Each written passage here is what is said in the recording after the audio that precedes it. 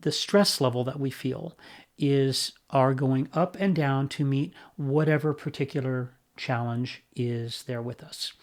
Now, anxiety is when we don't do that very well. Anxiety is when we have trouble concentrating, or we get worry, or we can feel that physically, we can feel it mentally, and we can feel it emotionally, most certainly. So think about it in that way. Stress is survival, and anxiety is overwhelm. Anxiety is when stress is not at the right level and we're feeling the negative effects of that. So we really have two different challenges when it comes to managing anxiety and stress. When it comes to anxiety, we want to reduce those symptoms because we're feeling uncomfortable and the symptoms are making us not as effective. When we talk about stress, we want to figure out how to manage our stress resilience. How do we manage those stressors that happen in life so that our mind and body are actually putting us at the appropriate arousal level to meet whatever challenge, and then letting us calm down when it's time to rest or spend time with family or friends. So, what does anxiety feel like? Well, emotionally, it can just feel very overwhelming. We can have a lot of worry, and things can just feel like too much for us. Mentally, we can get a lot of racing thoughts. We can have trouble concentrating, focusing, sometimes trouble making decisions, sometimes making up stories in our heads. Sometimes, if there's a scenario that we have that we don't have all the information on, well, oftentimes we will try to fill in those gaps with internal narratives to just try to get things to make sense. The problem with that is that the brain tends to have a negativity bias, which means that the stories we make up, A, they're not based on reality, and B, they tend to usually predict our own demise in some way. And so we want to figure out ways to tap the brakes on those internal narratives sometimes when we are feeling anxious. Now, some of the most easily identifiable ways we can identify stress is in the body. We can sometimes get shaking hands or feel restless or fidgety. Sometimes we can have cold, clammy hands or maybe tingling in the extremities. Maybe breathing gets shallow, or we can get racing heart. Sometimes we can actually get headaches or upset stomach, either queasy or acid stomach. These things can all be examples of how anxiety is manifesting in the body. And so your particular experience with anxiety may be any variation or combination of those three. Now, what are some ways that we can help manage our anxiety when it gets to be too much? I've got several different ways. The first exercises I'm going to teach you are actually focused on the mental experiences of anxiety. The first one I'm going to teach you is just a very simple exercise that we call truth testing. And so when we get these ideas in our head, again, sometimes when we're making up narratives, we're making up stories that can, again, feel overwhelming, sometimes we just want to filter those through the question, what is true? Is this true? Now, when I say true, what I mean by that is something that is verifiably accurate in the here and now. So something may ultimately prove to be accurate, but if it hasn't happened yet, it's not true. So if you're feeling overwhelmed by a particular thought, first check to make sure it's actually true. Is it verifiably accurate here and now? If it's not, maybe try to refocus on some other things. Another mental exercise I like to use is what I call the 5 things exercise. Sometimes we can call that sensory inventory. And I use a trimmed down version of what a lot of people teach. Some people will teach identify 5 things in your room that you can see, identify 4 things that you can hear, 3 things you can touch, and so on and so forth. Sometimes when I first teach this exercise, I'll just teach one of each. Pick one thing you can see, one thing you can hear, one thing you can touch. Oftentimes when we get these racing thoughts and we're just kind of struggling to bring it in, sometimes when we focus ourselves on our own sensory inventory, then that can go a long way towards our helping to calm the mind down and focus on the task at hand. Now, some of my favorite exercises for managing anxiety actually have nothing to do with the brain. We go straight to the body on those. And whether it's the mental exercises or the ones I'm going to teach you, the whole focus is on bringing us into the here and now, because anxiety is very much a disorder of worrying about things that haven't happened yet. And when we can learn to bring ourselves into the present, it can reduce a lot of those symptoms. I do like teaching breathing techniques for reducing anxiety. Let me teach you the first one. This is called a box breath, and it's very simple. You're going to breathe in for 4 counts. You're going to hold for 4 counts. You're going to breathe out for 4 counts. And you're going to hold for 4 counts. And we're going to repeat. Now, when you breathe in, try to breathe in gently through the nose and allow that air to travel all the way down into the torso. If you catch yourself scrunching up the shoulders or trying to breathe way up into the chest, you're working pretty hard, but you're actually not bringing that much air in. That's all bone against muscle up there. So when we can relax and let that air travel down into the belly, it's actually a better breath. I like to breathe in through the nose because it controls that airflow a little bit. It helps keep you from getting lightheaded. By the way, don't try these exercises if you're driving, please, at least until you know what's going to affect you. Or doing anything where getting lightheaded would be a problem. So make sure you're in a calm, safe place when you do these. So let's try the box breath. I'll just take you through a couple rounds. In through the nose, out through the mouth, breathing down into the belly. You ready? Here we go. Breathe in, 2, 3, 4. Hold, 2, 3, 4. Out, 2, 3, 4.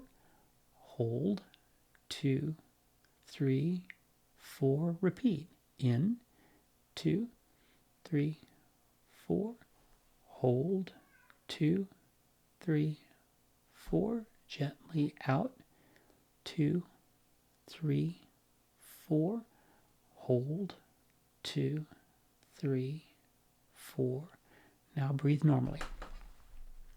I'm told this is an exercise that was actually developed by the Navy SEALs to keep them calm and focused on maneuvers. I guess if it's good enough for the SEALs, it's probably good enough for us as well. Now let me teach you another one that I really like as well. It's called the 4-7-8 exercise. It's a variation on the box breath. So we're going to breathe in for 4, hold for 7, then out gently for 8. And you probably already realized that you're going to have really good regulation of that exhale if you're going to breathe out for 8 and not run out of air. So here we go. Ready? Same thing. In through the nose, down to the belly, out through the mouth. Here we go. In, 2, 3, 4. Hold, 2, 3, 4, 5, 6, 7. Out, 2, 3, 4, 5, 6, 7, 8. Let's repeat. In, 2, 3, 4. Hold, 2, 3, 4, 5, 6, 7. Out, 2, 3, 4, 5, 6, 7, 8. Now breathe normally. Now, which one should you use? Well, I think you use whichever one you can do safely and most effectively. That really helps you bring yourself back from that anxiety ledge a little bit. Again, do these in a place where you can sit safely and comfortably, not when you're driving or doing anything that could be dangerous. I distinguish this exercise from meditation, and I like meditation for a lot of things, but not for this. Sometimes when you're feeling anxious, the last thing you want to do is sit there with your eyes closed and try to get into a meditative state. Sometimes we just go directly to the body and try to calm that down, and where the body goes, the mind will often follow. Now, let's go to some other exercises that I really like. Again, we're bypassing the brain. We're going straight to the body. The impulses in the body are faster than the thinking mind. The stress response and the part of the brain that manages the stress response, it's about 10 times faster than the cognitive responses in the brain. And so sometimes cognitive interventions, they don't serve us very well because we're talking about trying to control one of the fastest responses we have with one of the slowest things that we do. And sometimes that doesn't work out. So I do like going to the body sometimes if those cognitive practices don't help out. This one I'm going to teach you is very simple. It's just a simple finger touch exercise. I get a lot of positive response from this when I teach it to others. So let me show you. If you just hold your hand up like this, and sometimes we'll use both hands, but I'll just teach you with one right now. And touch that thumb to your first forefinger. Just gently, we're not going to press too hard. We're just going to feel that gentle pressure, feel the warmth between thumb and first finger. Good. Now move to second finger and thumb. Now move to third finger and move to fourth finger. Okay. And you can do both First, second, just take your time. Third, fourth. This is a really great exercise for just reorienting you towards your own physical body. It's also a nice one because if you're in a meeting at work or in class at school, if you just have your hands in your lap, you can sometimes do this without drawing attention to yourself and not having to excuse yourself from your meeting or your class. Another one that I find really helpful is just a very simple touch somewhere on the body. Now, I find that a lot of people tend to feel anxiety somewhere in the torso and the head and the neck. So sometimes touch is there. If you just put the hand on the chest, for example, gentle pressure, you can feel the warmth. And that can just be reassuring and calming if we feel that on the chest. Sometimes in the neck, right? The neck and jaw is where I feel. So sometimes if I'm feeling anxiousness in muscle tension, either in the neck or in the jaw, sometimes when we just have gentle skin-on-skin touch there, that can do a lot to help reduce your anxiety and bring you back into the present. A lot of people actually feel anxiety in the forehead, so sometimes just a hand on the forehead can help relax those muscles. There's actually a biofeedback technique where they will teach people with anxiety to relax the muscles in the forehead, and it helps bring down their anxiety levels. Where the body goes, the mind follows. And so any of those techniques, which one should you use? You should use the one that works for you in the moment. And so sometimes if we have all of these in our bag of tricks, then we can kind of pick and choose based on what's going on and what we feel like we need.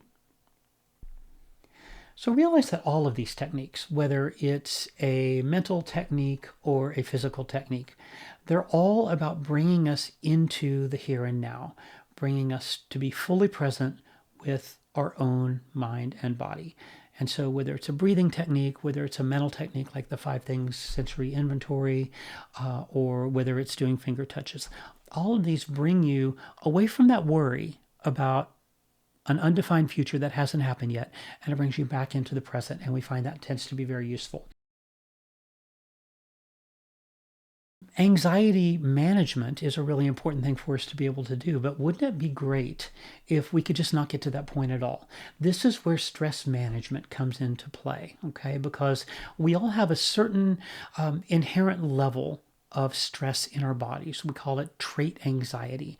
And that trait anxiety is just kind of like your own internal idling speed. And so if you're wired pretty high, then little things might have bigger responses in you. If you're wired pretty low, then sometimes you can absorb more and react to more without getting overwhelmed. And so one of the things that I like to do is just find techniques that help us lower that trait anxiety level. Think about it like those big trampolines that people put in their yard. If you tighten that trampoline really, really tight, and then you get up on a ladder with a bowling ball and you drop that bowling ball in the middle, the ball's going to bounce really high because the trampoline's really tight. If you go around, loosen all the springs, drop the same bowling ball on the same trampoline, it's not going to bounce as high. And that's exactly what we want to try to recreate in our own minds and bodies. Now, how do we do that? Well, think about the mind, body, spirit relationship continuum. I think those are all connected. So your physical thought, your physical feelings, your thoughts, your emotions, and then whatever relationships you have going. I think when we can find activities that gather up as many of those into the same activity, it creates very rich experiences for us that help us lower the trait anxiety that we carry with us every day.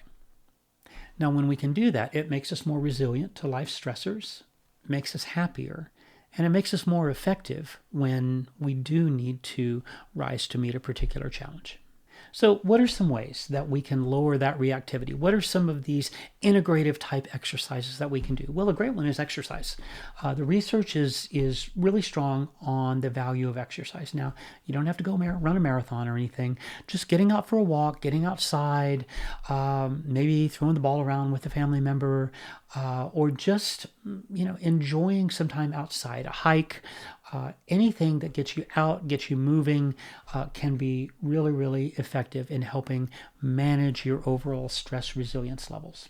I think there are a lot of activities that fall under the umbrella of contemplative practice. So these are things like yoga, meditation, martial arts, prayer. All of these things combine several of those mind, body, spirit relationship domains to combine into being a very rich and uplifting experience. And I think just finding whatever works for you. For example, I keep hearing all the wonderful things about yoga. So many of my friends are doing yoga. I just can't get into it. I haven't found a way to make it work for me. For me, I love meditation. I love being able to get on my pillow and do that meditation. For me, that breathing, the awareness with the body, the working with the mind, the awareness of those emotions that come and go, for me, that just works for me. For you, you may appreciate yoga or a Tai Chi class or something much better. Some people just can't do the meditation thing. That's fine. You've got to find what works for you. But think about these contemplative practices, even something like prayer. There's a lot of research out there about spirituality and emotional well-being, and they definitely go together. So whatever your version of that, I encourage you to seek that out and see what that might mean for you. Some other lifestyle choices that can really make a big difference for your anxiety levels and stress resilience. One is just social support, building connective relationships with others, whether it's friends or family. When we have relationships that provide mutual support and connection for us, it can go a long way towards helping us manage our stress and overcome our anxiety.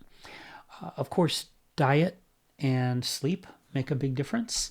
We hear this a lot, and it continues to be true. We are aware that eating healthy can actually make our bodies healthier. Where the body goes, the mind follows, and so that can help us a lot. But also just be aware that certain foods or certain kinds of foods may have a particular effect on you. Some people have gluten sensitivities. Sometimes sugar can make a big difference.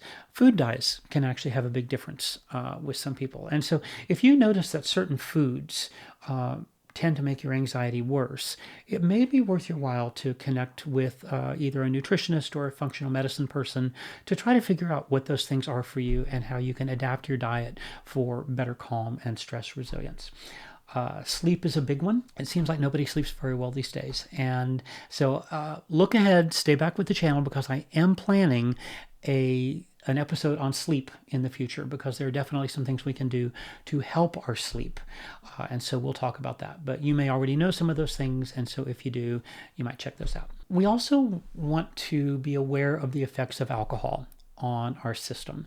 So I know a lot of people, they get home at the end of a long day, they want to have a beer, a glass of wine, or a mixed drink or whatever, just to knock the edge off. Be aware, though, that excessive alcohol intake over time can actually make your anxiety go up. Alcohol can also interfere with your sleep.